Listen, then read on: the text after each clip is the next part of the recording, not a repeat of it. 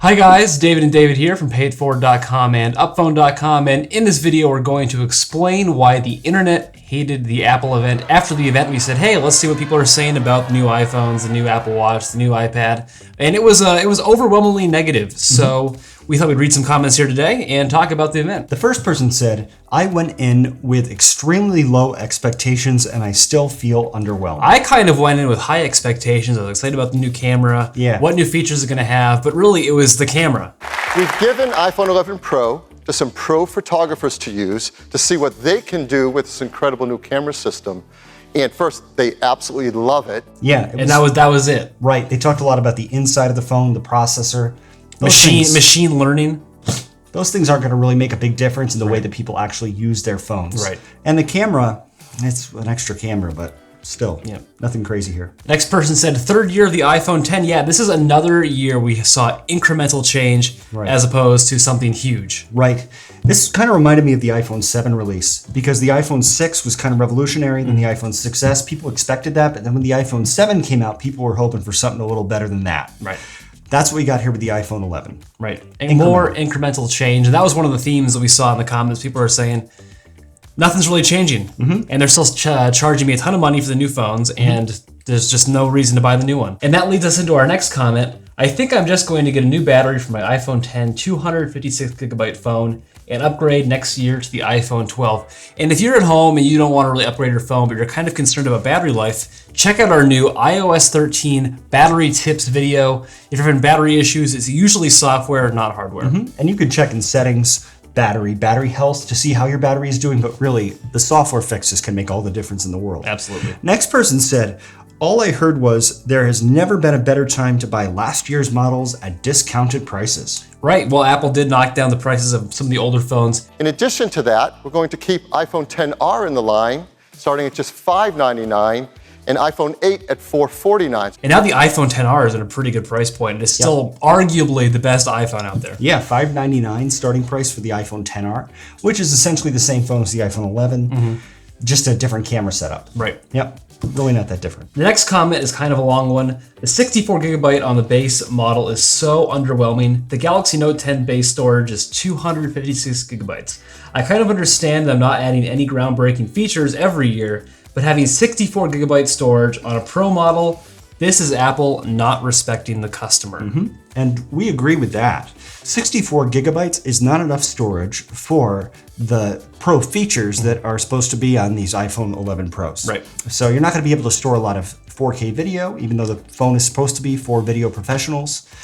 It doesn't make a lot of sense to us, and they hit it purposefully. Yeah, they hit it purposely, and we actually made a video on that. Link in the card above, description section below. The next comment we have, yep, I'll be waiting for the 2020 iPhone for sure. They spent almost the entirety of the iPhone keynote going over the camera and skipped a lot of the specs. After looking at the Apple Store, I can see why. Because the specs themselves, like the storage, totally underwhelming. Right. 12 megapixel camera sensor, same deal as last year. Right. Same screen sizes. Yep. Maybe it's a little bit better, but the iPhone XS screen is great too, so yes, we're not going to see a big difference there.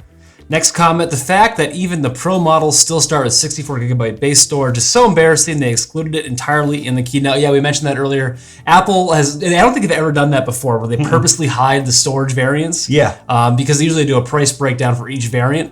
But they just nixed it. So iPhone 11 Pro will start at $999, and iPhone 11 Pro Max at just $100 more at $1099. I think a lot of people saw that. They thought, oh, that's a pretty good price for a Pro phone. Yeah. Until we looked at it and saw that it was still a 64 gigabyte phone, because 64 gigabyte on a phone and Pro do not make sense together in the same sense. And then if you want to get the 512 variant, that's going to cost you an extra $350, so that $999, all of a sudden, you're back into the four figures. Right, and it doesn't even make sense that upgrade from 64 to 512 would cost that much money. It doesn't feel right to me, even though the chips are small. Go ahead, David. And this comment really kind of sums up the disappointment of the event. So the iPhone Pro has no USB-C, no 120 hertz screen, no pencil support. What exactly is Pro about it? Slapping an ultra-wide camera on it doesn't really mean much when you're just doing the same thing that every Android flagship has already done. Boom, roasted. That's a good comment right there.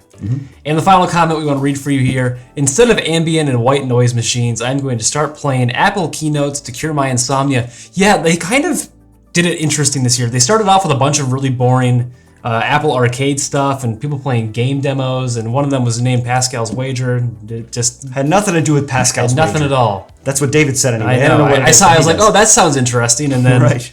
Oh, it's just another game where you go and kill monsters. Yeah, I was kind of disappointed too because I don't think that guy was actually playing the game. Right. Like in previous years, they had people actually playing the games and then they would screw up. Which was actually kind of fun. It happened last year where the guy screwed up during the thing, right? And it was funny. That was fun. Yeah, that was engaging. This was boring. It was. Yeah. That doesn't help when the new products are kind of lame too. Yeah. So, is this a replacement for Ambien? Consult your doctor. And we're introducing new models for the first time in titanium.